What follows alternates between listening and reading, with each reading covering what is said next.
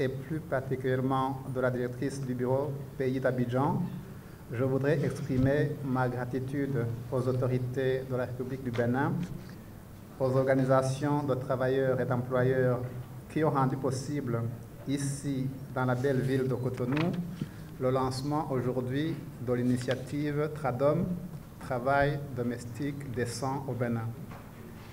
Madame Koumba Diop, directrice du bureau Pays d'Abidjan, tient à adresser ses sincères salutations à Madame le ministre et à l'ensemble des participants à cette activité. Elle aurait souhaité être parmi nous aujourd'hui, mais ses obligations professionnelles l'ont conduite à honorer notre engagement prévu aux mêmes dates. Elle tient néanmoins à réaffirmer tout son intérêt pour cette initiative et à exprimer son soutien aux objectifs poursuivis. Mesdames, Messieurs, c'est une coïncidence heureuse que la date de lancement de l'initiative TRADOM, le 20 février, corresponde à celle de célébration de la Journée mondiale de la justice sociale. Cette journée, initiée par les Nations Unies en 2007, fait écho aux valeurs défendues par l'Organisation internationale du travail, qui considère la justice sociale comme un élément clé pour la paix et la stabilité dans le monde. Dans la perspective de l'OIT, la justice sociale consiste à garantir une répartition équitable des ressources, des opportunités et des droits au sein de la société. Elle repose sur la promotion du travail décent, l'égalité des chances, la protection sociale et le dialogue social. Dans un monde où les inégalités sociales se creusent, en partie nourries par les conflits, les changements climatiques et une répartition inéquitable des richesses, la Journée mondiale de la justice sociale constitue un appel à l'action. Elle engage les gouvernements, les employeurs, les travailleurs et la société civile afin de bâtir un monde plus juste où le progrès économique bénéficie à tous et où personne n'est laissé pour compte. L'initiative TRADOM que nous lançons aujourd'hui incarne les valeurs fondamentales des Nations Unies, le dialogue, la coopération et la recherche d'une prospérité partagée. Comme l'a si justement rappelé le directeur général de l'OIT, le travail décent est la clé pour vaincre les inégalités et construire un avenir fondé sur la justice sociale. Ce principe est d'autant plus important pour les travailleurs domestiques, un secteur longtemps resté dans l'ombre et dont les droits fondamentaux n'ont été que trop récemment reconnus sur la scène internationale, notamment avec l'adoption de la Convention 189 de l'OIT sur le travail décent pour les travailleuses et travailleurs domestiques en 2011. Or, au Bénin, le travail domestique qui représente 1,4% de l'emploi total et 2,3% de l'emploi féminin demeure largement informel, avec 98,4% des travailleurs domestiques et 99,4% des femmes privées de protection sociale effective. Ces chiffres, loin d'être de simples statistiques, représentent des milliers de femmes et d'hommes qui, chaque jour, contribuent au fonctionnement de notre société sans bénéficier des protections et des droits qui leur sont dus. Face à cette réalité, nous nous devons d'agir de manière concertée et résolue en nous appuyant sur des politiques publiques adaptées et ambitieuses.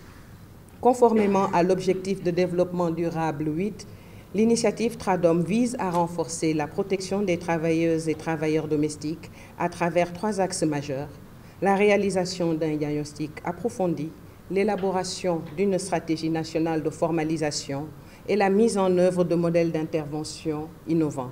Mesdames et messieurs, le dialogue social est la pierre angulaire de cette initiative. C'est par le dialogue que nous pourrons instaurer des conditions de travail dignes et équitables et garantir un cadre juridique protecteur pour ces travailleurs essentiels, trop souvent invisibilisés.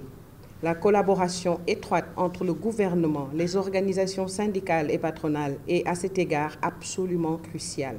L'expérience internationale nous montre que des progrès significatifs peuvent être réalisés lorsque ces acteurs travaillent ensemble de manière constructive. L'initiative TRADOM s'inscrit pleinement dans le cadre de la promotion des droits humains. Il ne s'agit pas seulement de reconnaître les travailleurs domestiques, mais bien de transformer la perception de ce métier au sein de notre société et d'assurer un avenir plus juste et plus sûr à ces travailleuses et travailleurs.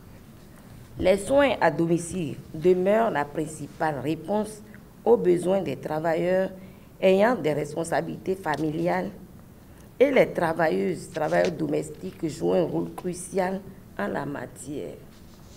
Exécutant des activités comme le nettoyage, le lavage, la garde des enfants, l'assistance aux personnes âgées ou handicapées, le jardinage, la cuisine, la conduite de véhicules privés, ils sont indispensables au bon fonctionnement des sociétés et économies. Il convient de noter que malgré leur rôle fondamental au Bénin, au sein des ménages et leur contribution aux économies nationales et mondiales, les travailleuses et travailleurs domestiques sont souvent victimes de l'exploitation et de la discrimination, de mauvaises conditions de travail, ainsi que d'autres formes de violation de leurs droits. Prenant la parole à cette occasion, les organisations syndicales du Bénin voudraient relever que cet événement a une triple signification pour elles.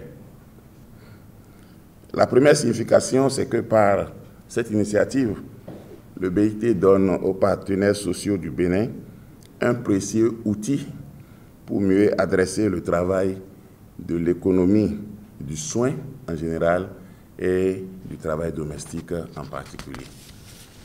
La deuxième signification, c'est que l'OIT, en donnant cet appui, démontre combien de fois elle est sensible aux efforts que les organisations syndicales du Bénin fournissent depuis plus d'une décennie aujourd'hui pour faire du travail domestique un travail véritablement décent partout où cela s'exerce.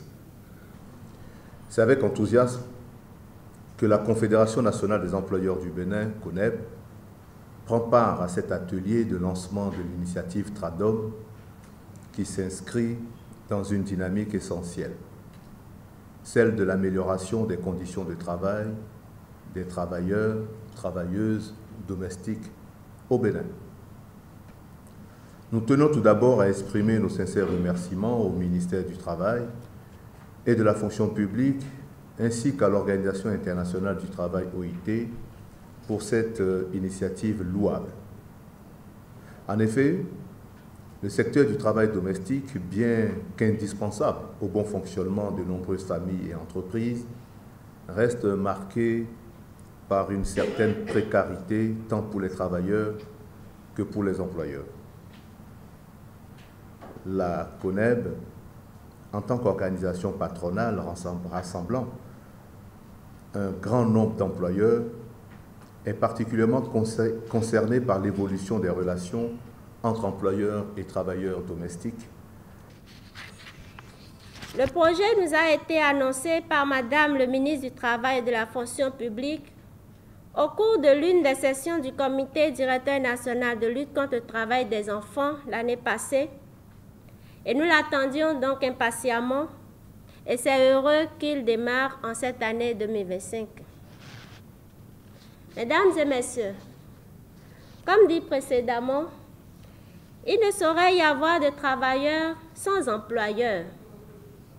Ainsi, la question de la formalisation des travailleurs, quels qu'ils soient, et particulièrement ceux domestiques, préoccupe le patronat parce qu'il y va de la mise en place de conditions de travail décentes pour tous, d'une économie inclusive et prospère, et enfin d'un développement national accru dans lequel toutes les parties prenantes sont épanouies.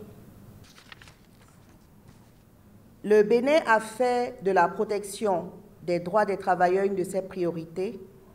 Les actions entreprises et les mesures mises en œuvre pour améliorer leurs conditions de travail et de vie en sont le témoignage. C'est dans cette même dynamique de prendre en compte toutes les couches socio-professionnelles que la protection des droits des travailleurs et travailleuses domestiques a été inscrite au titre des chantiers du gouvernement. Ces derniers constituent l'un des groupes les plus exposés, l'un des groupes avec une forte prédominance féminine, donc les plus exposés à l'exploitation, aux différents types de violences, y compris le harcèlement, même le harcèlement sexuel, et d'autres dérives également. En effet, partout dans le monde, les personnes qui travaillent dans un milieu fermé, ou disons isolé, à l'abri des regards, comme c'est le cas dans nos domiciles, sont particulièrement exposées à tous ces types de violences. Et les travailleurs et les travailleuses domestiques font partie de cette catégorie de main-d'œuvre. Il s'agit d'une cible très vulnérable et dont les vulnérabilités ne sont pas toujours perceptibles, en tout cas ne sont pas toujours mises à la lumière, car bien souvent elles sont banalisées. Distingués invités, mesdames et messieurs, en procédant ce jour, jeudi 20 février 2025, au lancement du projet dénommé « Amélioration des conditions de travail dans l'économie du soin », spécifiquement pour les travailleuses et travailleurs domestiques au Bénin, c'est pour moi une grande satisfaction de constater autant de personnalités réunies autour de la question de la défense des droits des travailleuses et travailleurs domestiques. En effet, les travailleuses et travailleuses domestiques jouent un rôle inestimable dans nos sociétés. Ils exercent dans les domiciles privés des tâches aussi diverses que variées, telles que l'entretien des locaux, la cuisine, la garde des enfants, les prestations de soins aux personnes âgées, aux familles des employés du secteur public et privé, la conduite de véhicules, le gardiennage de domicile. Ils sont ceux-là sans qui la vie dans nos familles serait bien difficile. Distingués invités, mesdames et messieurs, les études récentes réalisées par le BIT ont estimé à 75,6 millions le nombre de travailleurs domestiques âgés de 15 ans au moins. Ces travailleurs représentent 1 à 2% de l'emploi total dans le monde. Les femmes constituent quant à elles 76% de l'effectif total et les hommes environ 24% de cette catégorie d'employés. En Afrique, on dénombre 9,6 millions de travailleurs et travailleuses domestiques diversement répartis sur le continent. Pour le cas spécifique de notre pays, le Bénin, les travailleuses domestiques représentent plus d'un tiers des femmes en emploi salarié, soit un taux de 35,7%. La Caisse nationale de sécurité sociale dénombre quant à elle 6 299 travailleurs et travailleuses domestiques officiellement déclarés pour 1 879 employeurs. Comme nous le savons, la quasi-totalité des travailleuses et travailleurs domestiques évoluent dans l'économie informelle, ayant pour corollaire la faiblesse des rémunérations, les journées longues de travail, la non-jouissance de repos légaux de travail, le repos journalier ou hebdomadaire ou mensuel. De même, leur accès à la protection sociale est très limité, pendant que les violences de toutes sortes à leur endroit sont récurrentes. Madame la ministre en a parlé tout à l'heure. Distingués invités, chers participants, mesdames et messieurs, vous convenez avec moi qu'il n'est pas admissible de rester indifférent face à ce traitement fait à des êtres humains, qui plus est, dans le cas actuel, nos compatriotes. Tout au long de ces 2 jours d'atelier, Claire va nous parler de sciences comportementales. Il y a une façon de parler aux gens pour les convaincre, pour les emmener à faire la bonne chose, on va dire. Et il y a des techniques qu'on va mettre en œuvre. Vous allez voir, je suis sûre, beaucoup de mouvements de publicité, de sensibilisation de la part des organisations de travailleurs. Donc oui, il y a... Je pense que vous travaillez sur une question qui est très sensible et qui intéresse tout un chacun de nous. Le travail des enfants, la question du travail domestique, que je connais très bien. Deuxième point que je voulais souligner, je dis que c'est une question de bon sens. On peut être pauvre, avoir du personnel domestique, mais ne pas demander davantage. C'est-à-dire une personne qui se lève très tôt le matin, se couche très tard le soir, dans des conditions difficiles, qu'on n'accepterait pas que les nôtres vivent les mêmes conditions. C'est pas acceptable. Personnellement. Donc, c'est vraiment un champ d'application qui est très large. Et j'essaie de préciser normalement que la définition de l'employeur n'est pas précisée dans la Convention. Il n'y en a pas. On va parler des deux. Et on va aussi parler de l'économie du soin, parce que les travailleurs et les travailleuses domestiques en font partie. Donc le BIT a développé cette petite vidéo pour expliquer un petit peu ce que c'est le travail domestique dans le cadre du soin. Et donc on va vous partager ça pour lancer cette journée. Après, il y a une tranche d'âge dans laquelle il y a des enfants, des jeunes qui vont effectuer des tâches domestiques. Si c'est en dessus de l'âge minimum de travail dans le pays concerné, mais en dessous de l'âge de la majorité, là on va parler des jeunes travailleurs domestiques, mais que ça reste dans la relation d'emploi. Pour les enfants qui sont plus jeunes que cet âge-là, on va appeler ça du travail des enfants. Mais on ne va pas parler de formalisation. On va utiliser la formalisation comme méthode, comme stratégie pour essayer de réduire le nombre des enfants qui travaillent dans le secteur domestique. Mais on va quand même considérer ce genre de relation-là comme une sorte de relation d'emploi.